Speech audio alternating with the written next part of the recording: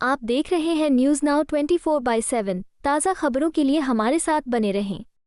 दिल्ली के स्वास्थ्य मंत्री सौरभ भारद्वाज ने कहा कि दिल्ली सरकार बुनियादी ढांचे के विस्तार पर काम कर रही है, जिसमें 4 नए अस्पतालों का निर्माण और 13 अन्य में सुविधाएं बढ़ाना शामिल है। लेकिन डॉक्टरों और पैरामेडिकल स्टाफ की नियुक्ति में विफलता ने इन प्रयासों को अधूरा बना दिया है। उन्होंने बताया कि दिल्ली के अस्पतालों में लगभग 14,000 नए बिस्तर जोड़े जा रहे हैं, लेकिन पर्याप्त स्टाफ के बिना इन बिस्तरों का बहुत कम उपयोग होगा। उन्होंने दिल्ली के एलजी विनी सक्सेना पर भर्ती रोकने का आरोप लगाया। माननीय उपराज्यपाल महोदय विनय कुमार सक्सेना जी की तरफ से एक प्रेस नोट सभी मीडिया के साथियों को दिया गया, जो आज कई अखबारों के अंदर लंबा चौड़ा छपा भी है। और उस प्रेस नोट के अंदर उपराज्यपाल कह रहे हैं कि दिल्ली सरकार पिछले कुछ सालों से कई अस्पतालों का निर्माण कर रहे हैं। और उन्होंने उनकी लिस्ट में पढ़ रहा हूँ, उन्होंने अपनी लिस्ट में बताया कि करीब 13 एग्जिस्टिंग हॉस्पिटल्स के अंदर नए ब्लॉक्स बन रहे हैं, यानी कि एक ब्लॉक है उसके अंदर नया ब्लॉक बन रहा है। 4 टोटली नई जगहों पे नए अस्पताल बन रहे हैं और करीब 7 जगह एग्जिस्टिंग हॉस्पिटल्स की रेट्रोफिटिंग या उसकी कुछ री इंजीनियरिंग करके उसके अंदर आईसीयू हॉस्पिटल्स में उसको कन्वर्ट किया जा रहा है। ये बात उन्होंने कही और मुझे लगता है ये बात सही है, ये काम चल रहा है। पहली बार एजी साहब ने माना है कि ये काम चल रहा है। और फिर उन्होंने पूरी लिस्ट भेजी कि जैसे संजय गांधी हॉस्पिटल जो है, ट्रॉमा हॉस्पिटल जो इमरजेंसी के लिए, वो करीब 96% कंप्लीट है। 2,693 बेड का, माफ़ कीजिएगा, 362 बेड का अस्पताल बन रहा है। गुरु गोविंद सिंह हॉस्पिटल रघुवीर नगर में बन रहा है, रीमॉडलिंग हो रही है। इसके अंदर 472 बेड करीब हैं। ये मैं एलजी साहब की लिस्ट पढ़ रहा हूँ। इसी तरीके से लोकनायक के अंदर नया ब्लॉक बन रहा है 1570 बेड वाला। सत्यवादी राजा हरिश्चंद्र अस्पताल 773 बेड, भगवान महावीर अस्पताल 400 bed, Baba Saheb Ambedkar 1063 bed, mother and child hospital 460 bed, Acharya Shri Bhikshu अस्पताल 2270 बेड, आदि आदि करके ये करीब इसके हिसाब से मोटा मोटी 14,000 के करीब नए बेड दिल्ली सरकार के अस्पतालों में तैयार किए जा रहे हैं। और फिर उन्होंने लिखा कि साहब ये जो अस्पताल बन रहे हैं इनका तो कोई फ़ायदा ही नहीं है, क्योंकि ये तो सिर्फ अस्पतालों की बिल्डिंग बन रही है। उसके अंदर डॉक्टर, स्पेशलिस्ट, नर्सिंग होम और सब नर्सेज वो कैसे आएंगी? ये सवाल एलजी साहब का नहीं, ये सवाल तो हमारा है। और अगर आप हमारी प्रेस रिलीज देखेंगे और हमने जो एलजी साहब को चिट्ठियां लिखी हैं, तो ये सवाल हमारा है कि दिल्ली सरकार के अधीन जो काम आता है, दिल्ली सरकार तो वो कर रही है, अस्पताल बना रही है। उन अस्पतालों के अंदर डॉक्टर की नियुक्ति एलजी साहब के सर्विसेज विभाग का काम है। अगर नहीं है तो एलजी साहब बता दे नहीं, हम ले लेंगे। हम तो चाहते ही हैं, हम तो लड़ रहे हैं कोर्ट में कि सर्विसेज हमें दे दो। अस्पताल के अंदर डॉक्टरों की नियुक्ति, स्पेशलिस्ट की नियुक्ति, पैरामेडिक की नियुक्ति, नर्स हो गया, नर्सिंग ऑर्डरली हो गया, ओटी असिस्टेंट हो गया, ओटी टेक्नीशियन हो गया, फार्मासिस्ट हो गया, ये सारी की सारी नियुक्तियां सर्विसेज विभाग का काम है और एलजी साहब के सीधा अधीन है। ये बात बिल्कुल स्पष्ट है, आप किसी भी अफसर से पूछ लीजिए और उससे कहिए ऑन रिकॉर्ड वो बता दें। एलजी साहब का जो ये महकमा है सर्विसेज डिपार्टमेंट, ये सो रहा है, सालों से सो रहा है। और एलजी साहब ये नहीं कह सकते कि मुझे मालूम नहीं था, क्योंकि हमारे दबाव में, मेरे दबाव में विनय सक्सेना जी को ये मीटिंग करनी पड़ी है। जो कह रहे ना कि मैंने मीटिंग की स्टेटस के बारे में, मैं एलजी साहब से जानना चाहता हूं, आपने इतने सालों में मीटिंग की? ये तो आपका विभाग है। आपको 2 साल से ज़्यादा हो गए दिल्ली का एलजी बने हुए और आप आज मीटिंग कर रहे हैं इसके बारे में? आपने पहले मीटिंग क्यों नहीं करी?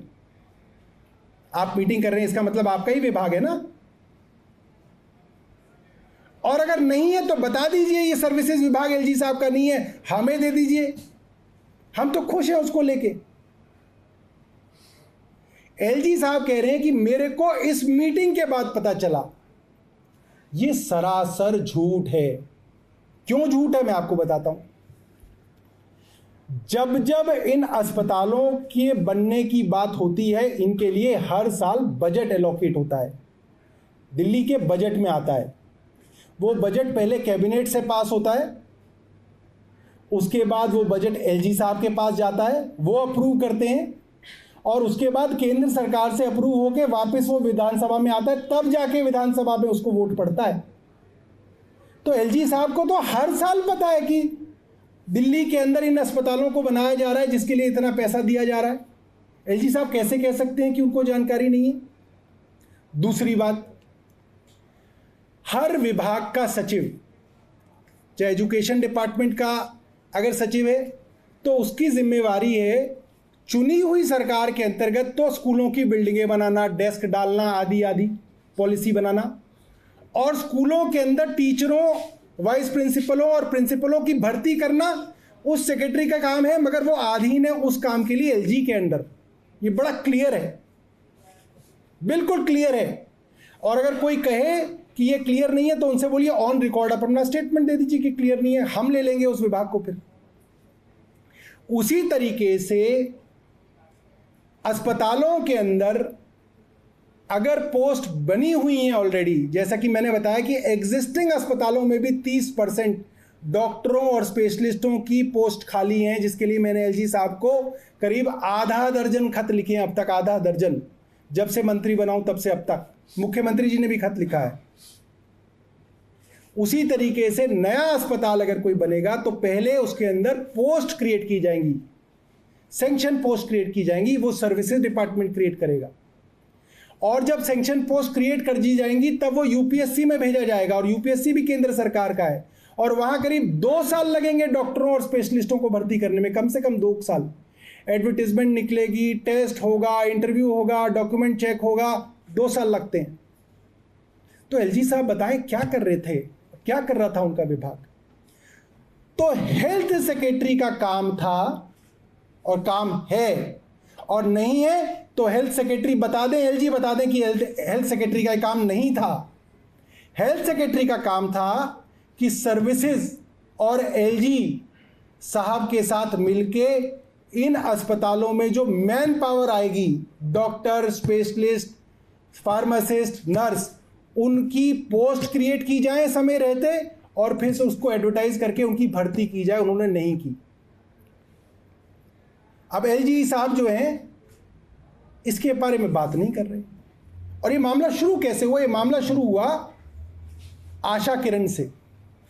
आशा किरण शेल्टर होम के अंदर जब 13-14 लोग मर गए, और पता चला वो मरे इसलिए क्योंकि डॉक्टर्स और पैरामेडिक स्टाफ की कमी है, तो मैंने एलजी साहब को लिखा और कहा प्रेस कॉन्फ्रेंस करके कि आपका काम है।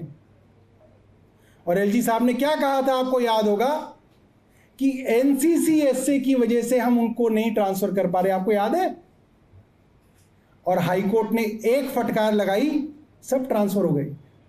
हाईकोर्ट के अंदर स्टेटस दे दिया डिपार्टमेंट ने कि जी जितने लोग चाहिए थे वो आ गए ट्रांसफर होके। कैसे आ गए भाई? अब अभी भी तो सीएम जेल में है, अब कैसे हो गया बिना एनसीसीएसए के?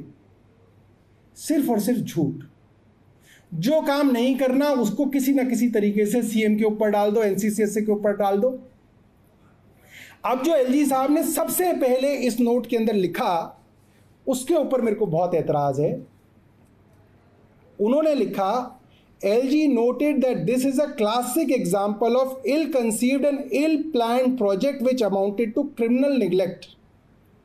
Neither was the manpower of these hospitals approved, nor was the requirement of beds, machines, equipments taken into consideration. No budgetary provisions were made in these heads. LG was informed. कमाल की बात लिख रहे हैं LG साहब। LG साहब को समस्या यह है कि एलजी साहब के पास कोई इंस्टीट्यूशनल मेमोरी नहीं है, कोई जानकारी नहीं है, न प्रशासनिक जानकारी है, न सामाजिक जानकारी है। ये इकोनॉमिक टाइम्स की खबर है और ये खबर लगभग सब अखबारों में है। ये खबर 2020 जून की खबर है। ये खबर ये कहती है 2020 में जब पहली वेव कोरोना की आके गई थी, 2020 में जो पहली वेव थी, आपको याद है, मार्च अप्रैल के अंदर आनी शुरू हुई थी। पहला लॉकडाउन लगा था, फरवरी में चुनाव हुआ था, मार्च में लॉकडाउन हुआ था। जब कोरोना के बारे में कोई नहीं जानता था, बट इतनी जानकारी थी कि कोरोना के अंदर अगर किसी चीज की जरूरत पड़ेगी तो हॉस्पिटल बेड्स की जरूरत पड़ेगी और आईसीयू की जरूरत पड़ेगी और ऑक्सीजन की जरूरत पड़ेगी। ये जानकारी थी सर। उस वक्त देश के बड़े बड़े वैज्ञानिकों ने यह प्रोजेक्शन किया था कि दिल्ली के अंदर 31 जुलाई तक 5 लाख कोरोना के 5.5 लाख कोरोना के मरीज होंगे। ये प्रोजेक्शन सब अखबारों के अंदर छपा था। एलजी साहब को जानकारी क्यों नहीं है या क्यों अनजान बन रहे हैं, मैं हैरान हूं। और उसके बाद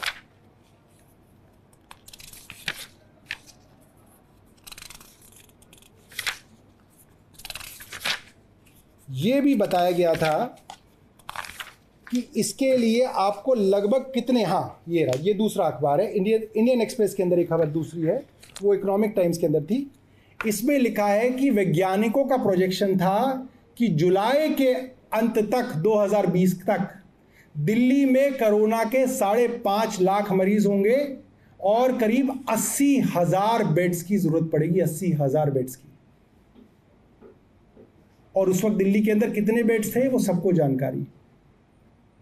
दिल्ली सरकार के करीब 11-12 हज़ार बेड्स थे।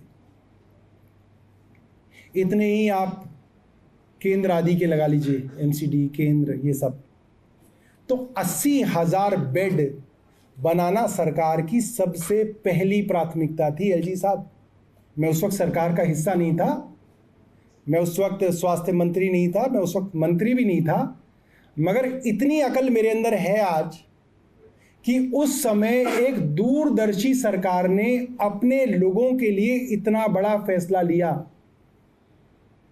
कि हाईएस्ट प्रायोरिटी पे एक सरकार ने डिसाइड किया कि हम ज्यादा से ज्यादा हॉस्पिटल बेड्स बनाएंगे ताकि कोरोना की अगर त्रासदी हो जाए तो लोगों को बेड देने का काम जो है दिल्ली सरकार कर सके और आईसीयू बेड्स देने का काम कर सके। इसलिए इतने सारे बेड्स बनाने की कोशिश शुरू हुई। और एलजी साहब कह रहे हैं कि कोई प्लानिंग नहीं की गई कि बजट कहां से आएगा। अरे उस वक्त दुनिया खत्म हो रही थी, उस वक्त किसी को पता नहीं था कि कौन बचेगा कौन नहीं बचेगा। उस वक्त डॉक्टर अस्पताल में जाने से डर रहे थे, उस वक्त मरीज को देखने वाला कोई नहीं था, एम्बुलेंस नहीं मिल रही थी। उस वक्त का यह प्लान किया जाएगा कि इसके अंदर इतने करोड़ रुपए लगेंगे तो चलिए छोड़ दीजिए। उस वक्त तो यह सोचा गया था कि चाहे किसी भी चीज का पैसा काट दिया जाएगा, मगर कोरोना की महामारी से बचने के लिए अस्पताल बनाए जाएंगे, डॉक्टर भर्ती किए जाएंगे। इसमें क्या गलत है? मैं सिर्फ अंदाजा लगा रहा हूं, मैं सरकार का हिस्सा नहीं था, मगर इतना अंदाजा मैं लगा सकता हूं। इतनी बड़ी भूमिका सरकार ने अदा की। कुछ लोग सोचते होंगे कि ये तो गप मार रहे हैं कि इतने हजार बेड बना रहे हैं, क्योंकि बड़ी बड़ी सरकारों ने वादे किए थे हम इतने हजार बेड बना देंगे, हम इतने हजार बेड बना देंगे, मगर दिल्ली सरकार ने उसको बजट एलोकेट करना शुरू किया, उसको पैसा देना शुरू किया। और ये अस्पताल, ज्यादातर अस्पताल, कोई 90% कंप्लीट है, कोई 80% कंप्लीट है, कोई 63% कंप्लीट है। मगर आज दिल्ली की चुनी हुई सरकार के सामने यह समस्या है कि हमारे अस्पताल तो बनके खड़े होने वाले हैं। कुछ अस्पताल, एलजी की रिपोर्ट कह रही है 96% कंप्लीट हो गया। संजय गांधी अस्पताल राखी बिरला की कॉन्स्टिट्यूंसी के अंदर है, मंगोलपुरी के अंदर ट्रॉमा हॉस्पिटल है। एशिया का सबसे बड़ा इमरजेंसी अस्पताल दिल्ली सरकार मंगोलपुरी में बना रही है, संजय गांधी मेमोरियल हॉस्पिटल के नाम से। और आपने अब तक उसके अंदर पोस्ट क्रिएट नहीं की। किसी की तो जिम्मेदारी होगी। हेल्थ सेक्रेटरी ने की, सस्पेंड करो। सर्विसेज सेक्रेटरी ने नहीं की, सस्पेंड करो। एडमिनिस्ट्रेटिव डिपार्टमेंट ने नहीं की, उसको सस्पेंड करो। और किसी को तो करो। अगर किसी को भी सस्पेंड नहीं कर रहे एलजी, इसका मतलब एलजी साहब ने रुकवा रखा है। एलजी साहब के इशारे पे काम रोका गया है, ये तो साफ है ना भाई। मेरा तो कोई रिश्तेदार नहीं है इसके अंदर, मैं कह रहा हूं कि जिसने नहीं की उसके ऊपर सस्पेंशन करो, मेरा तो काम नहीं था। मगर मेरा काम ना होने के भी बावजूद मैं पिछले साल मंत्री बना, मुझे पता चला कि ये सारे अस्पताल बन रहे हैं। एक एक अस्पताल की जिम्मेदारी जिस एमएस और एमडी को थी उसको बुलाया गया, हेल्थ सेक्रेटरी को बुलाया गया, एडमिनिस्ट्रेटिव रिफॉर्म्स डिपार्टमेंट को बुलाया गया। 3 जुलाई 2023 के मिनट्स ऑफ मीटिंग है। एलजी साहब की समस्या ये कि जो भी झूठा आरोप लगाते हैं, हमारे पास सबके कागजी आरोप के खिलाफ जो है हमारे पास सबूत हैं, एक एक चीज़ के अब तक का रिकॉर्ड है। एलजी साहब ने आज तक अपने करियर में जो आरोप हम पे लगाया उसका तुरंत जवाब सबूतों के साथ हमने दिया एलजी साहब को, तुरंत उसी भाषा में जिस भाषा में सवाल आया है। तो मैं एलजी साहब को बताना चाहता हूं, एलजी साहब मेरा ये काम नहीं है, मगर मैंने 3 जुलाई 2023 को 3 बजे एक एक अस्पताल की पूरी डिस्क्रिप्शन लेके उसके बारे में लिखा कि इसका क्या स्टेटस है। New block LNH bifurcation of beds and HR plan based on IPHS 2022 to be submitted to Department of Health and Family by 10/7/2023. The concerned file shall be forwarded to AR department by 17/7. AR department to process the file within 2 weeks. एक एक अस्पताल के बारे में timeline बना के, सब अस्पतालों के बारे में टाइमलाइन बना के दी और इनकी जिम्मेदारी लगाई कि आप इसको कीजिए। और उसके बाद भी ना हेल्थ सेक्रेटरी ने इसके ऊपर कुछ किया, ना AR डिपार्टमेंट ने इसके ऊपर कुछ किया, ना सर्विसेज डिपार्टमेंट ने इस पर कुछ किया। जो दोषी है उसको सजा दीजिए एलजी साहब, दीजिए ना, जल्दी दीजिए, गोल गोल मत घुमाइए। इसके बाद जब हमने देखा कि एलजी साहब की तरफ से कोई इसके ऊपर कार्रवाई नहीं हो रही, काम इनका है मगर वो कुछ करना नहीं चाह रहे हैं, तो इसके बाद 2 पत्र लिखे गए। ये पत्र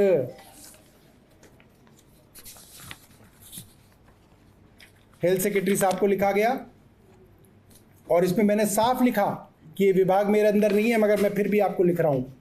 मैंने लिखा, it has been discussed many times in the past and undersigned has also chaired many meetings for creation of posts for the upcoming new hospitals and additional buildings being built in the existing hospital campuses, which are often designated as greenfield and brownfield hospitals. Though the creation of posts, suniega, though the creation of posts comes under the purview of services department under Honorable Lieutenant Governor, but the undersigned is very concerned about the slow pace of the creation of posts and process to fill up the posts through UPSC and DSSB. Therefore, it is directed that against each such new building being constructed, please specify the number of posts which are required to be created under various categories, and also what is the status of creation of posts and recruitment of human resources against these posts. मैं health secretary को लिख रहा हूं, एक मंत्री लिख रहा है, मंत्री का काम नहीं है। मैं लिख रहा हूं कि ये जिम्मेदारी एलजी के सर्विसेज विभाग की है, मगर ये अस्पताल बन रहे हैं और आपने ये पोस्ट क्रिएट नहीं की। पोस्ट क्रिएट करने के बाद भर्ती में भी समय लगेगा, लिहाजा आप मुझे बताइए कि अब तक किस किस अस्पताल और उसकी बिल्डिंग के अगेंस्ट कितनी पोस्ट क्रिएट हो गई और भर्ती का क्या स्टेटस है। ये मैंने लिखा है 25 जून 2024 को, 2 महीने हो गए आज। इसका जवाब नहीं दिया हेल्थ सेक्रेटरी ने, इसका जवाब नहीं आया 2 महीने से। और एलजी जो हैं घड़ियाली आंसू बहा रहे हैं, क्यों नहीं कर रहे सस्पेंड? रिश्तेदार है इनका, करिए ना हेल्थ सेक्रेटरी को सस्पेंड। मैं जानना चाहता हूं, एलजी साहब बताएं, रिश्तेदार है उनका, हर काम रोक रहा है। बार बार कहा जा रहा है आप पोस्ट क्रिएट कीजिए, आप पोस्ट नहीं क्रिएट करें। हजारों करोड़ रुपए का नुकसान हो रहा है सरकार का, हजारों करोड़ रुपए का। जो बिल्डिंग आज 96% कंप्लीट है वो 100% कंप्लीट होकर खड़ी हो जाएगी। पोस्ट क्रिएट नहीं हुई, 1 साल में आप पोस्ट क्रिएट करोगे, 2 साल में डॉक्टरों की भर्ती करोगे, 3 साल तक तो वो बिल्डिंग जो है कंडम हो जाएगी। जो इक्विपमेंट खरीदोगे वो सड़ जाएगा। क्या कर रहे हैं आप? क्या, कैसे सरकार काम करेगी? ये हालत है सेक्रेटरी हेल्थ की कि जो काम मंत्री का नहीं है, मंत्री लिख रहा है सेक्रेटरी हेल्थ को कि एलजी का काम है मगर आप कराइए, मुझे चिंता है। कोई जवाब तक नहीं दिया गया है अब तक। ऑन रिकॉर्ड पूछिए आप doctor SB Deepak Kumar secretary health से कि आपको मंत्री की बात का जवाब भी देना नहीं आता। और एलजी से पूछिए क्या रिश्तेदारी निभा रहे हैं वो डॉक्टर एसबी दीपक कुमार के साथ कि उनसे उनके ऊपर कार्रवाई नहीं हो रही है। रोज चिट्ठियां लिखते हैं, झूठ लिखते हैं चिट्ठियों के अंदर, मगर कार्रवाई नहीं कर सकते। आशा किरण शेल्टर होम के अंदर सीबीआई द्वारा रंगे हाथों पकड़ा हुआ आईएएस अफसर एडमिनिस्ट्रेटर बनाया गया। ये एलजी जो हैं इनके समय में बनाया गया। क्या कार्रवाई की? कुछ कार्रवाई नहीं की। एक एडमिनिस्ट्रेटर जो आशा किरण शेल्टर होम चला रहा है, उसके शेल्टर होम में 13 लोग मर गए, एलजी ने सस्पेंड तक नहीं किया उस अफसर को। यह रिश्ता क्या कहलाता है? क्या कारण है? हमें तो समझ में नहीं आ रहा। एलजी साहब बताएं। पहले तो एक भ्रष्टाचारी को आपने इतनी सेंसिटिव पोस्ट पे बिठाया, आपके कार्यकाल में बिठाया गया, आप उसके ऊपर कार्रवाई नहीं करना चाह रहे। आखिरी में आप ही पकड़े गए कि आपने वहां पे डॉक्टरों और पैरामेडिक की भर्ती वो नहीं की हुई थी, ट्रांसफर। आपने झूठ बोला कि ये मेरे पास नहीं है, सीएम नहीं है। हाई कोर्ट ने आंखें दिखाई तो आपने कर दिया। इसके बाद एलजी साहब को भी लिखा अलग से। एलजी साहब को आज से 1 महीने पहले, हो सकता है 1 महीने बाद चिट्ठी देखी हो तो लगाओ कि भाई ये क्या हो गया। 1 महीने पहले मैंने एलजी साहब को लिखा,